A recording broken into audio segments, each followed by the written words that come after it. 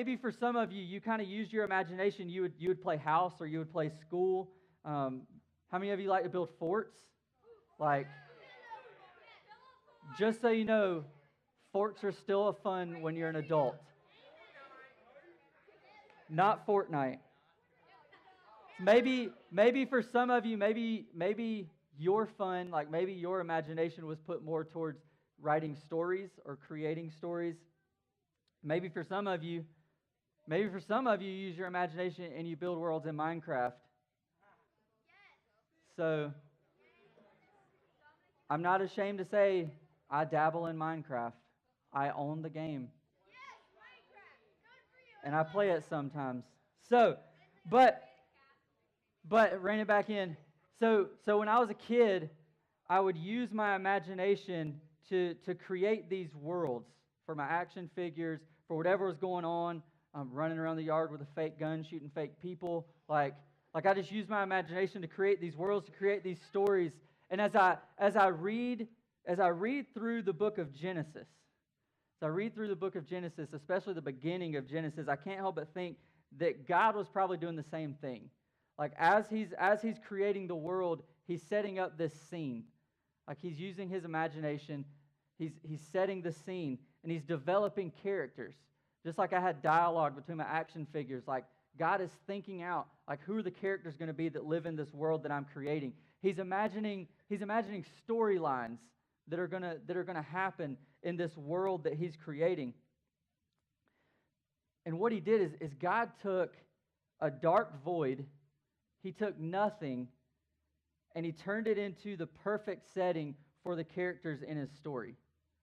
He added light to this world. He made water, he made land. He filled it with birds, animals, fish, plants. And when he was all said and done, when he finished creating the world, he said, "This is good." Like, this is good. And then after he finished creating this world, he added his characters. He created us. He created man to live in this world. And there's a big difference between God creating his world and me creating that world with my action figures. And that difference was I knew that these characters weren't real. Like I was creating this story, like setting up, they were talking to each other, but I knew like this is all fake. Like these guys aren't real. And they were great. Like I enjoyed doing it. I enjoyed creating those stories. I enjoyed playing with those action figures and just using my imagination. But I couldn't have a relationship with my creation. With the world that I came up with those characters that I was playing with, I couldn't have a relationship with them. And that wasn't the case with God, because he had the power to create real planets. He had the power to create trees and mountains, oceans, animals, and people. And not just people, but he created people who he could know. He created people who he could love. He created people who he could have a relationship with. But I'm constantly asking myself, like, why did God bother? Like, why did God bother creating mankind? Because he didn't need us. He's God. We see from Genesis, he was capable of creating an entire universe. So he didn't need mankind, because he doesn't need anything. But he didn't create us because he needed us, but he created us because he wanted to enjoy a relationship with us. God didn't create us because he needed anything out of us. He created us for the sole purpose of having a relationship with us. So we're going to read some of that story in the book of Genesis chapter 1. We'll read a couple of verses starting in verse 26. It says, "Then God said, 'Let us make man in our image, after our likeness, and let them have dominion over the fish of the sea, and over the birds of the heavens, and over the livestock, and over all the earth, and over every creeping thing that creeps on the earth.'" In verse 27, "So God created man in his own image. In the image of God he created him. Male and female he created them." So it blows my mind. Like, we are created in the image of God. We are created in His image. But when we say that, it doesn't mean that we're created in the physical image of God. Because as far as we know, we don't know of any physical image of God. But what this is talking about here is when it says we are created in His image, it means that we are reflections of Him. We are reflections of His character. And that's why we grew up. That's why kids, you see kids running around creating worlds out of their imagination. That's why you see us using our imaginations, because we're the reflection of a God who created us. We're the reflection of a God who created us. And another way that we reflect Him is like I just said earlier, we were created, each and every one of you was created so that He could have a relationship with you. You were created so that God could enjoy a relationship with you. But you were also created so that you could enjoy that relationship as well. You were created so that you could enjoy a relationship with God as well. And everything that you see when you step outside, everything that you see when you look up at the stars, all of that, all of God's creation was the setting for the story of our relationship with Him. All of God's creation, everything that He made on this earth, He was setting up the story for our relationship with Him.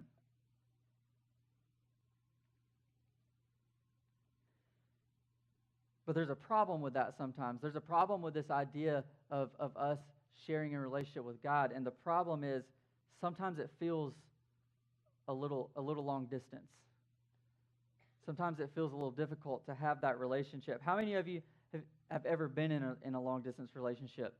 Not necessarily boyfriend, girlfriend, but like how many of you have family that lives far away? How many of you have friends that live far away? Those are still relationships. Those are still long-distance relationships, and they're not very fun. They're pretty difficult to maintain. It's not very easy to keep up with that relationship. And sometimes that's how we see our relationship with God. Sometimes God seems so far away. Sometimes He seems so distant and unconcerned with us.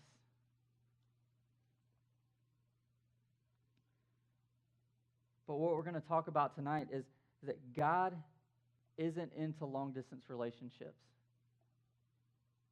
That's not how He operates. He doesn't operate on long-distance relationships because He's not far away. He's not distant. And what He is He's relational. Like I said, He created us so that He could have a relationship with us. He created us so that we can enjoy that relationship with Him. And all throughout the Bible, we find God constantly pursuing relationship with His people. If you read through the whole Old Testament, you'd find countless stories of God pursuing His people, of God pursuing the Israelites. And even in the New Testament, you see Him continuing to make that pursuit, to continuing to pursue a relationship with us by sending His Son, Jesus.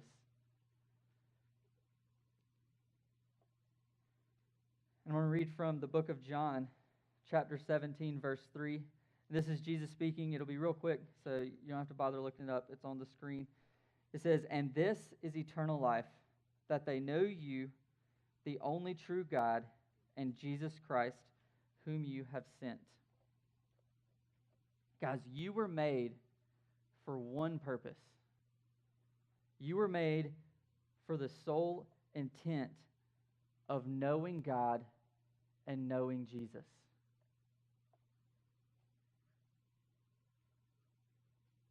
You were made to know God. And I want you to notice here in verse 3, it doesn't say that Jesus doesn't say that you were made to know about God. It doesn't say you were made to know about God, because what Jesus is talking about is something that's better than knowledge. He's talking about a relationship, a one-on-one personal relationship with God. And that relationship is what we're going to be talking about over these next several weeks, these next few weeks as we go through this series. We're going to be talking about different aspects of that relationship. And that relationship started in the very beginning with creation. That's where the story begins. That's where the story of your relationship with God begins, with the creation of the world. Because again, as God is creating the world, as He is putting things in this world, as He's creating animals, as He's creating water, land, everything that He created, He's creating it with you in mind. He's creating it to set up the setting for His relationship with you. And what we're going to be talking about throughout this series is how that story, how it unfolded throughout history, and how it can unfold in your own life. How that relationship can unfold in your own life.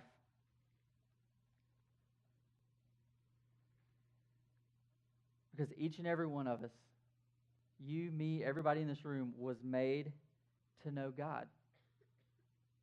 We were made to know God. And so one thing that I want you to do tonight, if you sat in one of these chairs or the chairs right here, there was a paper in that seat.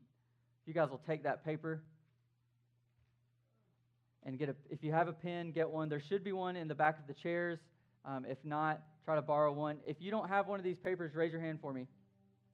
Sarah's going to make sure you get one. So what I want to do just over these next few minutes is I don't want you guys to put your name on it because I'm going to ask you to leave it. But what I want you to do is I want you to just go through this sheet, answer these questions as honestly as you can. And I want you to use this as a guide. Check the chair, check the seat behind you. I want you to use this as a guide to see how well you really know God. We're going to use this as a guide to see how well we really know God, how well we know the God that created us. And I don't want you to just put what you know about Him, but I want you to write down how well you actually know Him. Not just your knowledge, but I want you to put down, be open about it. How's your relationship with God? So just take a few minutes and do that, and then we'll continue. All right, guys, if you're not done, you can keep writing.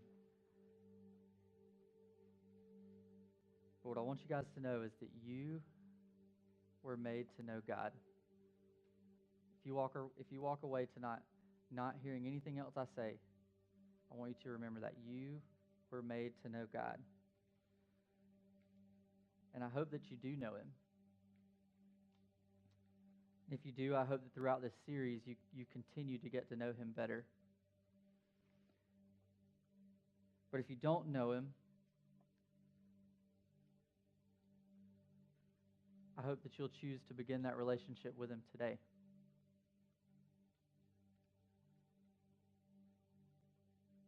We had several people who made that decision last week.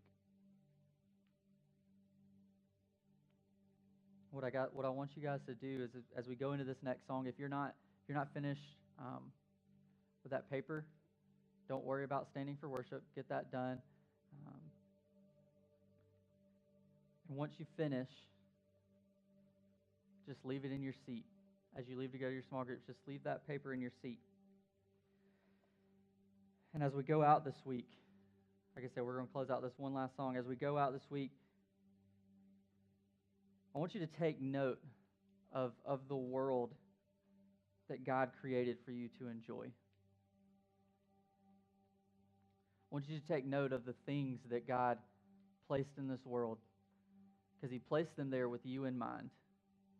Everything that He created was created with each and every one of us in mind. And so as you go throughout your week, just take note of it. Look around, see what all He's created, because that is the setting of His story that is all about His relationship with you and me. Let's pray. God, I thank you for just that fact, God, that we are created for you. God, we were created by you to have relationship with you. God, I pray that if there are any in here tonight who don't know you, God, I pray that they would make that decision. God, that they would make the decision to enter into a relationship with you. God, to experience that relationship, to enjoy that relationship. And God, I pray that you would just help us to see that, God, our sole reason for creation, your sole reason behind creating us was so that you could have a relationship with us, so that we could enjoy that relationship with you. Of course, in your name I pray.